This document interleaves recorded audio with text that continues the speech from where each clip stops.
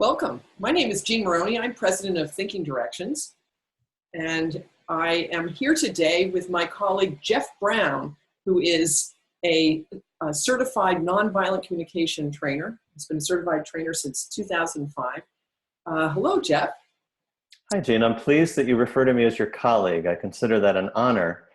I really value the work that you do, and what I've enjoyed about our work together is this exploration of objectivism and my main practice of nonviolent communication. So excited to talk with you about that. Yes, me too. And I thought we've done a few freebies. Jeff and I do a joint 4-day communication intensive that unites the ideas of Rand and Rosenberg. And we've done several freebie discussions of it. And we thought we'd do something different this time, which is just have a kind of open-ended, fresh discussion of some of the mutually interesting ideas between these two thinkers. And so the main topic today is what Ayn Rand called the benevolent universe premise. This is the idea that the world is auspicious to human life, that in effect you can succeed in this world, you can be happy in this world, you can achieve your goals in this world and make the world a better place, a place that you want to live. And this is a bedrock idea of objectivism, and I really think that Marshall Rosenberg would agree with this as a premise. Would you agree with that, Jeff? I do. I'm not sure he would use those words, but I'm sure as soon as it was explained to him the essence of the benevolent principle, he would find a lot of resonance with it. At least I believe he would have. Mm-hmm. Because one of the core pieces of his teaching was tuning into this kind of universal sense of humanity, the thing that unites us all as human beings. And he called that universal human needs. And kind of the energy behind universal needs is kind of forward moving. It's pulling us forward towards a higher expression of ourself, more meaning, more satisfaction, more of an expression of who we are. So to me, it resonates very much. That's great. Well, let me jump off on that, because I think this idea of what Rosenberg called universal human needs, which I think of as deep rational values, being more of an objectivist and more from that philosophy. I think this is the idea that humans, when you're on the planet, you go and you pursue values. You're a living organism. That's where Ayn Rand has a theory of values, that they come from the fact that you're a living organism and you need to pursue values to survive. And I think Rosenberg's idea is there are these very basic values that essentially we all share, and that we go after them. And because of that, I think a really important part of this is that you can see that a person that you are perhaps interacting with at a store or socially or at work is also a valuer, that you're both going after similar things. I think that's a really important principle of both Rosenberg and Rand. I agree. I mean, I think how we choose to view another person or another situation goes a very long way towards the outcome that we experience. Mm-hmm. If we choose to tune into another person according to universal rational values or universal human needs, as it were, in the nonviolent communication vernacular, we tend to energize the situation in a different way than if we choose to perceive someone as an impediment or an obstacle. And of course, in some ways, sometimes people are doing things that interfere, either directly or indirectly, with our pursuit of our values. No doubt about that. And it's also true that we have a choice of how to perceive a situation, how to engage, both within ourselves and with the other person. And of course, in the system that I teach, nonviolent communication, universal human needs is a guidepost that assists us in moving toward what I think Rand meant about the benevolent universe principle? Yeah, the benevolent universe premise. Mm-hmm. Yeah, and I agree with that. I feel like we're in sort of a, oh yeah, I agree. We're, oh yeah. So let me say one more thing where I think we would agree, and then let's talk about some of the things that might be controversial. Do you think that would be helpful, Jeff? Well, I do. I think it's natural that you and I would agree because we've been drawn to work with each other. So naturally, there's going to be an alignment. So yeah, let's look at both sides. Okay, great. So I just wanted to say that I think this is actually somewhat surprising to some objectivists, that the idea that you should be looking at people, boy, that didn't come out right. That totally did not come out right. Let me try again. Okay. The idea that when you look at people, you see them as potential allies, this might cause some concern among some people, because there are people who are, let's just say there are some people who do not have your best interests at heart. And that is unfortunately true. There aren't that many of them, but there are such people in the world. And of course, there are a lot of people who really aren't paying any attention to you at all. They're interested in what they're doing, and they don't really care about what you're doing. And you don't really care about what they're doing either, although you may wind up interacting with them at a grocery store or something like that. And you kind of come against each other, or, come up interact with each other because of just the confluence of events. Well, there was a really interesting talk at the Objectivist conference this summer on what's important based on The Fountainhead, which is one of Ayn Rand's major novels.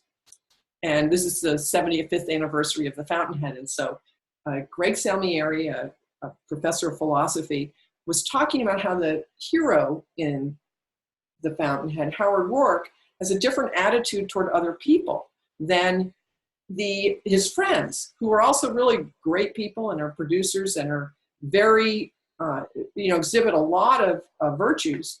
And yet, to some extent, they were somewhat afraid of other people and the power of other people. Right. And they reacted to this in different ways. Some of them got cynical, some of them got discouraged, some of them went after power because of that. And these other characters, their distorted view of other people as being a danger to them actually impacted their ability to pursue their own values.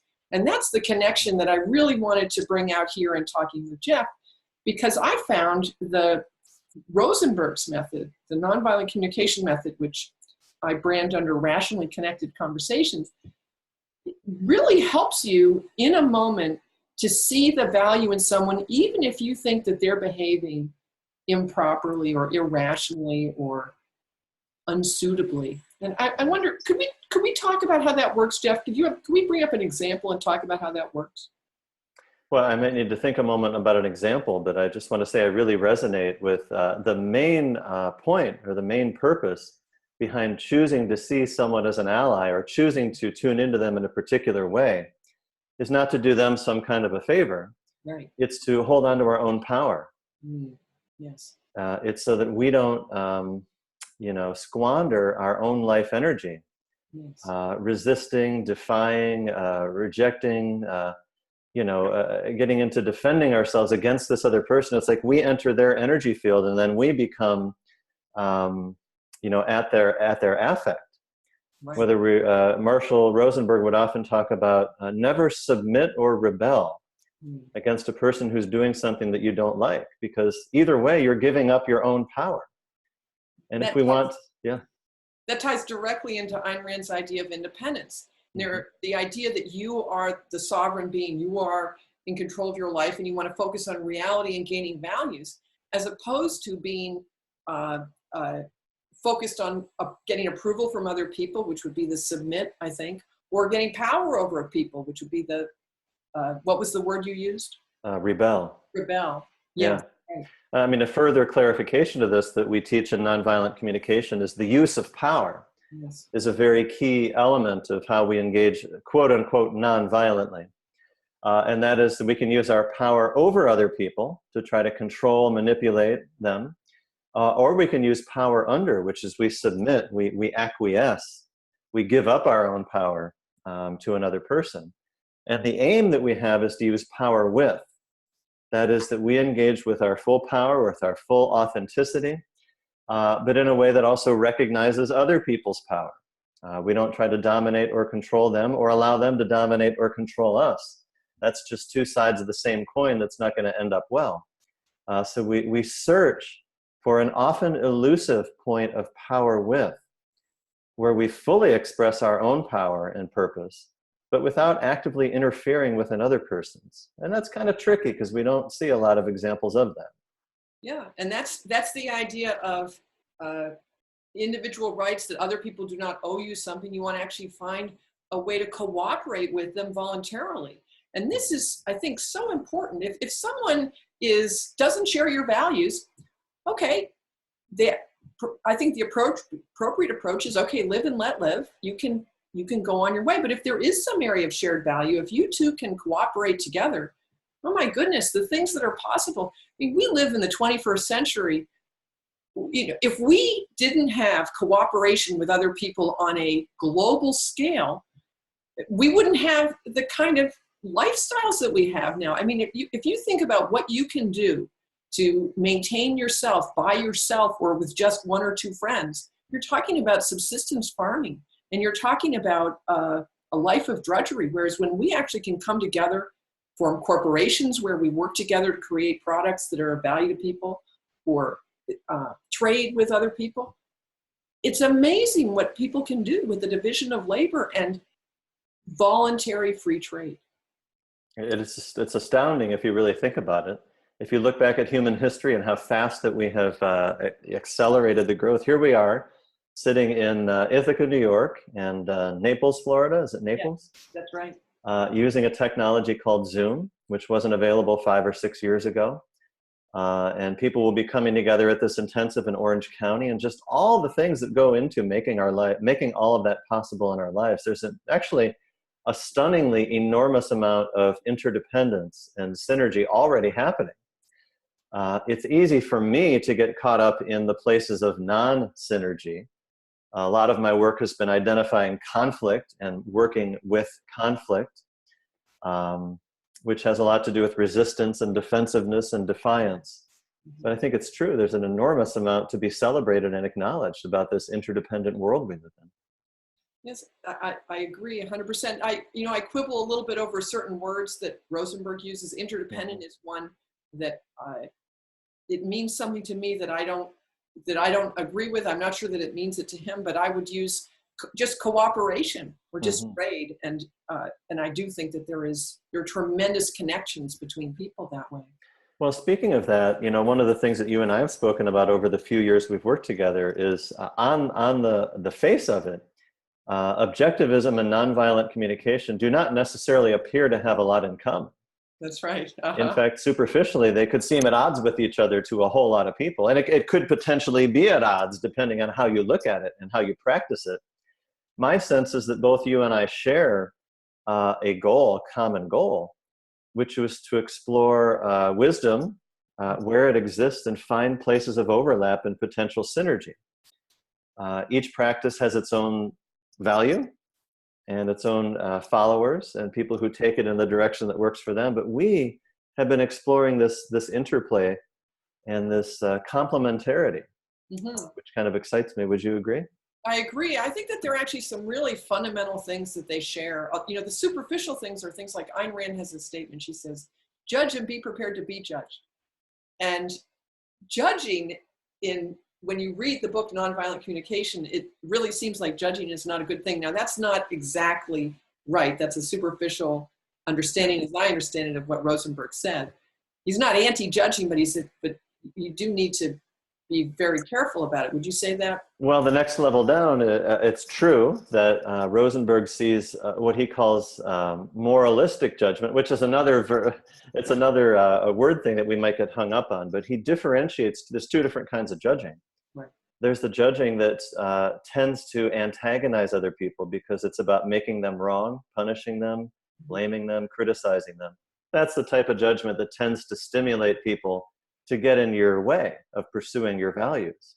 Whereas the other form of judgment is not only helpful, it's absolutely essential to remain alive, which is a value-centered judgment or a value-based judgment, where we are constantly, whether we know it or not, we are constantly evaluating and judging what's happening in the world and in our lives based upon our values, and always trying to move closer to the fulfillment of those values. That's not only okay, but that's essential. Right. And of course, that part of what he would call non-moralistic judging, we're in agreement on. And if you really use the term moralistic properly, we also agree on that, but Ayn Rand is definitely in favor, or properly, in the way that Ayn Rand would use it. She would certainly agree with that, but she does believe in moral judgment, which is a potential disagreement between them. But I think the reason she does is because of her theory of values, which is tied in very much to some things that Rosenberg thinks. So let me just name a few things that I think are really in common, deep things in common. One is the idea that the standard of value is human flourishing. Now, you would think that wouldn't be controversial, but that is controversial. And they both are all in on the way that you judge whether something is good or bad, or does it in fact help humans flourish on this planet. And I think that is a huge source of agreement between them. Boy, that alone is a very powerful point of synergy. Yes, yes. Yeah. A second thing, which I think is huge, is mind-body integration. There's no necessary conflict between reason and emotions, between theory and practice, between what you feel and what you think. That really, the idea, the way I understand it is you have feelings and you have thoughts. Well, you need to understand both of those so you can get to what are the values so you can act toward values. And that's something I think that they both agree on very deeply. And that's a very metaphysical view of human nature, that conflict is not a necessary condition of man. To put it negatively, I think that's another big area of agreement between them. I'm really struck. I'm moved by what you're saying, Jean. You've probably said that before, but I don't recall you ever saying it in our conversations. I'm very moved by it.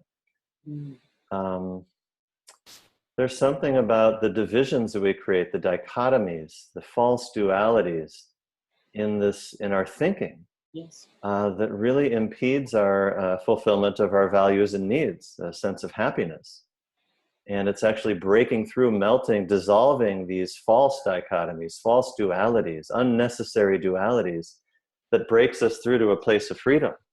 So I really love what you said about not, our thinking and our feeling. I mean, geez, right there, so many people have a division between thinking and feeling. They make one or the other wrong. Yes. Yes. But both are very important to the human functioning. We have both faculties and they both are important. They're both important. And which gets to another thing, which I think they have deep agreement on, is volition. That you actually get to choose how you live this life, and that ultimately how you use your mind is the root source of that. For Rosenberg, it's very much his method is all about pausing when you are emotionally triggered, or you see someone else is emotionally triggered, or you see there's a conflict, that you need to pause and take care of yourself, giving yourself empathy, as he would say it. And that this gives you, to me, this puts you in a place where you can make a choice about what you're going to do. And choice is built into his method. His method, the fourth step in his method, he's got this kind of engine of connection, which is abbreviated oftener because the 4 steps are observation, feeling, need, request. And the 4th step is request. And you make requests of yourself and you make requests of other people. Requests, not demands, because you don't control other people, and you even yourself respect the fact that you have choice and that you make the choice as to what you do. Mm-hmm. And you respect that other people have choice as well. Mm-hmm. And to whatever extent you try to deny the choice of others or yourselves, you're bound to get into that conflict, that place of conflict, where people are interfering with each other's pursuit of their values. And that's, of course, the whole basis of Ayn Rand's theory of individual rights comes right out of that. Mm-hmm. Right out of that. So I think there really is a tremendous amount of very fundamental, philosophically fundamental agreement between the two, with, definitely, I mean, you can definitely find passages where people from either side will raise their eyebrows and say, really? Because, as I said, when I went to some classes, I worked with a very skilled certified NVC trainer named Dean Killian, who works out of New York.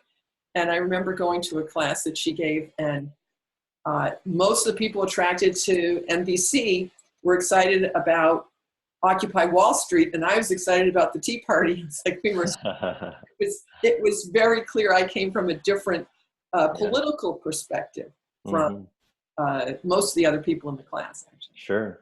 Well, many people drawn to nonviolent communication for whatever reason are much more interested in matters of the heart. They have been disconnected from their feeling side for much of their lives, and they're trying to reclaim that. So they tend toward the teachings of nonviolent communication that assist them at tuning into their heart, their feelings. And unfortunately, it can be an albatross, because we can become too imbalanced, and we can actually make an enemy image out of thinking, out of the mind, out of our cognitive faculties, thinking that's a problem or something.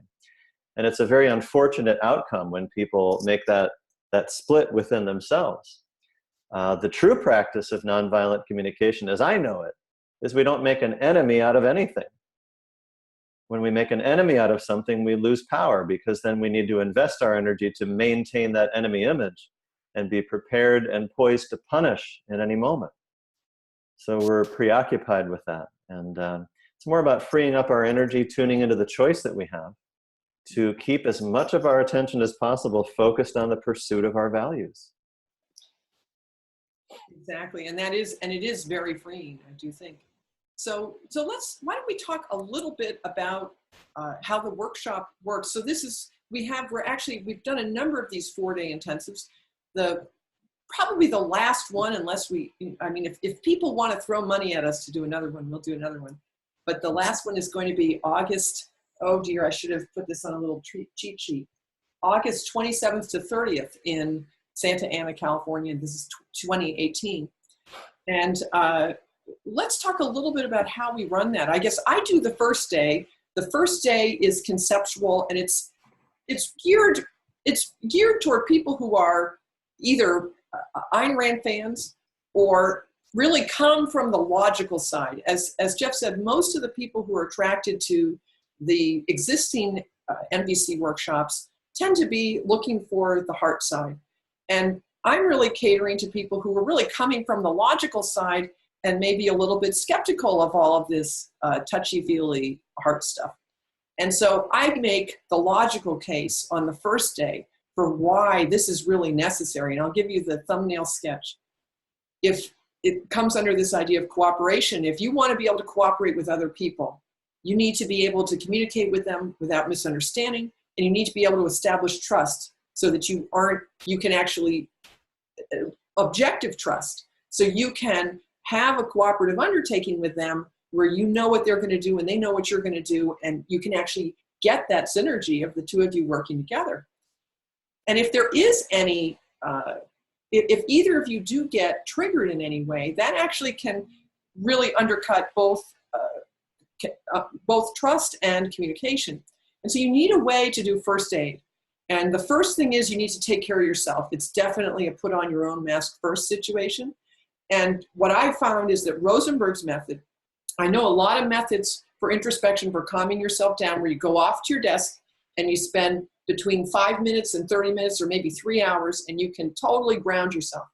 But Rosenberg's method is designed to work in real time in, like 30 seconds. It's a short method that is actually quite powerful because of this idea of deep rational values. So you calm yourself down, and then you can either give first aid to the other person if you think they need it. That would be empathy for them. Or if you think you've got enough connection, enough trust between you, then you can express your views in a way that is less likely to trigger them. The idea is you want to have two rational minds talking to each other, and both of you need to be emotionally grounded for that to happen. And this method helps one person. If one person in the conversation uses this method, they can keep themselves grounded and help keep the other person grounded and keep the conversation going. So that's what we talk about, is my theoretical understanding of that on day one. Boy, that sounds great. I'm not sure you need me for this training, Gene. That sounds pretty comprehensive. Oh, Jeff, we need you for this training. We need you for this training. The problem, okay, I'll tell you why I don't do this training alone. I have seen a lot of MBC classes, and I realized at a certain point that a number of them were amazing, and some of them were not much at all. Mm-hmm. And the difference was there a certified trainer doing the training? Sure. And the difference is that the certified trainers, I actually am interested to know what's involved in your training, because there's some quality control there. They have, I know you had over, just to be trained, you had to have like 1,000 hours of practice, right? Is that, to be certified, is that right, Jeff? I've had thousands of hours of practicing NVC. Yes. I think there was about 80 days of training that I needed. I spent about 15 with Marshall Rosenberg, but to speak directly to what you're saying, the idea is that certified trainers will have fundamentally made a paradigm shift within themselves before they can adequately convey the nonviolent communication principles. There's varying degrees of training skills, organizing skills, but the key is to have made this fundamental paradigm shift into the things that we're talking about here. And it's not common. It takes work because of the conditioning that we've received from our culture that are not particularly conducive to Rand or Rosenberg's teachings. Mm-hmm. I think that's true. And what I find is that with a certified trainer like Jeff, or as I said, another trainer who I've worked a lot with is Dean Kelly, and she's wonderful too. But actually, every certified trainer that I've worked from has been either really good or fantastic. And you learn a lot from just watching how they react to whatever happens in the class.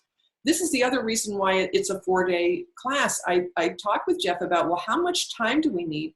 Because you need a bit of immersion in that universe to really see how it works in conversation. You want to talk a little bit about why it's 2 days and what you think you can do in 2 days? Well, my 2 days are the middle 2 days of the 4-day. Jean leads the bookends, the training at the beginning and the end, to frame it and to offer the context so that it's relevant to objectivists and people who have read Ayn Rand. But everything that I teach actually in this 2-day session, I could teach in 10 minutes. I could just say, do this and do that, and you got it. I don't think so. But it's usually not that easy because we have well-worn habits. We have deep grooves of thinking and unconscious patterning. So it takes some time to unwind all that, to unpack all that, and to put new grooves in the way that we think and we react. We have a lot of habitual reacting, and it takes some time to pull that apart, to create enough space in between all those habitual reactions and to create conscious choices. In fact, that's one of the simplest ways to put the purpose of nonviolent communication, is to move from unconscious reacting to conscious choosing. So to say a little bit more about these 2 days that I am the leader for, we basically look at how to do that in 3 different reference points. One reference point is how we think and feel within ourselves. It's our own internal, getting our own internal environment clean, make it a clean machine. Because if we've got a lot of unconscious things rattling around inside of ourselves, we're going to, number one, have a difficulty pursuing our own values. And number two, have a lot of difficulty interacting with others. We're going to tend, in the absence of conscious practice, we're going to tend to stimulate other people to become our enemies rather than to engage them as allies. So that's the first framework, is internally. The second framework is external. How we express our values, how we pursue them in the world is really, really important.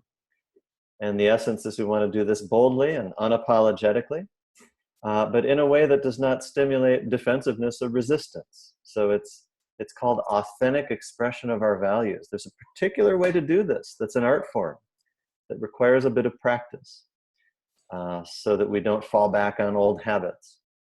So the third and final frame for doing this is what Jean briefly referred to as empathy for the other person. Now, empathy could be another trigger word for a lot of people.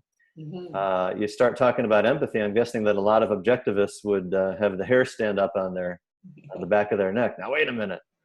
So yeah, there is a way to pursue empathy that probably would not be very much in alignment with objectivist teachings. But empathy, in the way that we think about it, is it's about a respectful understanding of other people's values. It's about an acknowledgement that all living things, as you said earlier, Jean, are going to pursue their values. That it's innate to living things. We can try to suppress it or deny it, but at the end of the day, we are going to be pursuing our values because that's what we do. So it aids us. Looking at the other person in a particular way with empathy, with understanding, assists us in not making an enemy out of that person, not making an adversary unnecessarily. Because while it's true that a lot of people do things at times that are impediments to our own values, it is equally true that we stimulate the resistance by the way that we behave. We can initiate and perpetuate and exacerbate another person's defiance of us by the way that we relate to them. Why would we do that if our ultimate goal is to pursue our values? So Rosenberg's teachings in my workshop are really about identifying all these things, cleaning house, and getting as clear of a path as possible towards our values.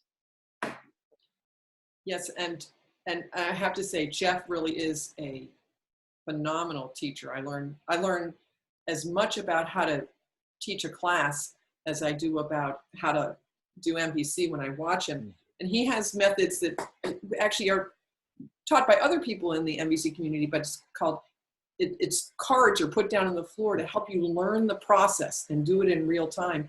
And he's just a wonderful guide. I just wanted to add something on this, the comment about some objectivists might be concerned about empathy. And I do think that objectivists are concerned about passing moral judgment. And they're sometimes concerned about, making sure that the other person knows that they disagree with them. And the point here is that there was a time and place for that, and it's important not to sanction something that you disagree with, but you don't have to sanction something you disagree with to see another person's point of view. And that's extremely important, and that is consistent with the way Rosenberg, with the way that MVC is taught, that just because you give someone empathy, it doesn't mean you're in agreement with them. I think that's an incredibly important idea. It's profound. It's a profound teaching. There could be a 10-day workshop on that alone. Yes. Because many people fuse together this notion that if we show understanding or empathy to another person, it automatically means we agree with them and we condone their behavior. And that is exactly the opposite as the way I see it and the way that I understood Marshall's side.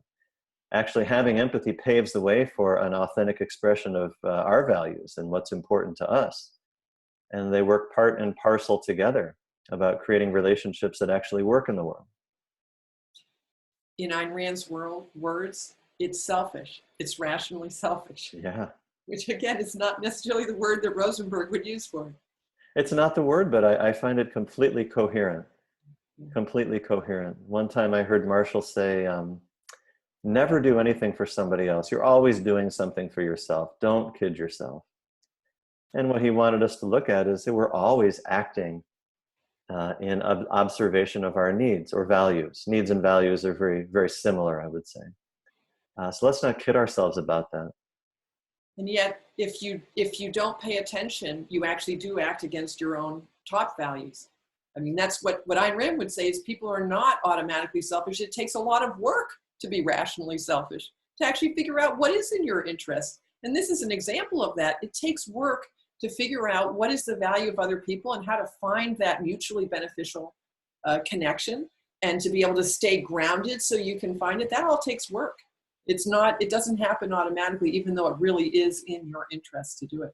So, yeah. So that's why we have this 4-day training in part to assist people in doing all of that. Exactly. And the fourth day, what we do is we bring in Jeff for the middle 2 days, and then the fourth day, we do a debrief and we do more practice. And there tend to be, for people who are interested in objectivism, a lot of interesting philosophical issues come up. And so we have a kind of an extended discussion, not just of takeaways, but also of philosophical issues, questions that come up. We talk about that on the last day. And we also do more practice because I do think learning how to practice this on your own is very important for making it your own. And as part of the program, if you are in this, you get a couple of months in my thinking lab where we do have once a month the class that I give. Not all the classes involve this, but once a month, a class that involves a practice session where you get to practice self-empathy, because I do think this is something, having some structured practice with some support can really make a big difference. Mm-hmm. I'm pleased to hear that. I highly value your coaching etiquette, Jean, and I love the follow-up for that. So I'm confident that people would benefit from that. Yeah, it's surprisingly, so those sessions are open to people in the Thinking Lab, many of whom have not taken this class, and I have had people tell me that over a period of, I guess it's about 2 years I've been doing this, they are starting to get the idea and it's starting to have an impact, which is very exciting to me, because I really think immersion is the way to learn this. But I have a few people who seem to be getting it without immersion learning, so that's pretty exciting to me. Hey, let's not make it any harder than it needs to be. Sometimes the light bulb can go on, Yes. and there's no need to belabor the point. Right, yeah. So, yeah. Well, thanks, Jeff. I'm really excited about our intensive at the end of this month. I really appreciate your talking with me about it. I feel like we actually covered some new ground here in finding connections between Rand and Rosenberg. As we always seem to do in every conversation, there's a new angle that kind of excites me. Yes, and, me too. Not only about objectivism, but about the way that we seem to approach this together, kind of like unlikely allies. And it's very satisfying for me.